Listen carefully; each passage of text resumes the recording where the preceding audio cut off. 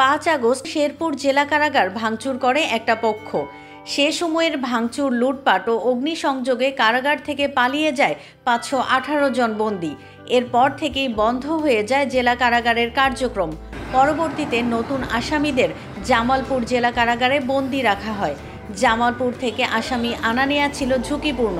এছাড়াও আসামিদের স্বজনরা ছিলেন ভোগান্তিতে। আগে জেলখানা ভাঙ্গা ছিল, আসামি ধরে নাই, আর যে আসামি ধরছে এই আসামিগুলা জামালপুর রাখছে। জামালপুর নিতেও কষ্ট হয়েছে, শেরপুর আসামি ধরে নাই, আসামিগুলো রাখবো কই? জেলখানা ভাঙ্গা ছিল, এখন সব জেলখানা ভালো হয়েছে, এখন সব আসামি ধরবো। 5 আগস্টে এই জেলখানাটা ভাঙচুর হয়েছে। ভাঙচুর পরে আসামিগুলো তো পালাই গেছে।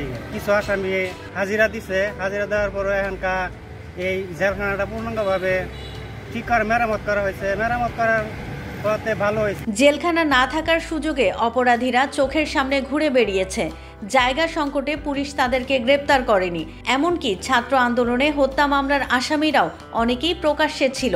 এখন আইন শৃঙ্খলা পরিস্থিতি স্বাভাবিক হবে বলে দাবি তাদের। জেলখানাটা বন্ধ ছিল, এখন কাজ করে ভালো হলো, এখন আঙ্গুর জন্য সুবিধা, এলাকার জন্য সুবিধা হলো। এই শেরপুর জেলখানা উদ্ভাবন হওয়াতে শেরপুরের আসামি এখন শেরপুর জেলখানাতে থাকতে পারবে, এবং আগে এখান থেকে আসামি জামালপুর নিয়ে যাওয়া হতো এবং যাতায়াতে খুব কষ্ট ছিল, এবং আসামি রিক্সও ছিল, চলাফেরা দেওয়া রিক্সও ছিল। এখন সেই রিক্স আর নেই। এই শেরপুর 5 থানার আসামি এখানে থাকতে পারবে এবং তাদের স্বজনরাও এখানে দেখা সাক্ষাৎ করতে পারবে। Double million offer, Walton fridge কিনে পেতে পারেন 20 লক্ষ টাকা, রয়েছে কোটি কোটি টাকার নিশ্চিত উপহার। 12 ডিসেম্বর বিকেল থেকে শুরু হয় জেলখানার কার্যক্রম। আদালতের মাধ্যমে পাঠানো বন্দীদের গ্রহণ শুরু হয়েছে। তবে বড় পরিসরে বন্দী রাখা এই মুহূর্তে কঠিন হলেও দ্রুত সময়ের মধ্যে পূর্ণাঙ্গ ক্ষমতায় ফিরবে এই কারাগার, জানিয়েছেন এই কর্মকর্তা। চালু করা হয়।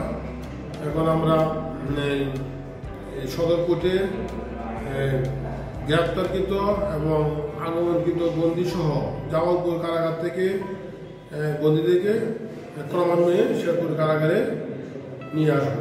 শেরপুর থেকে তারিকুল ইসলামের তথ্য ও ভিডিও নিয়ে রিপোর্ট risingBD.com।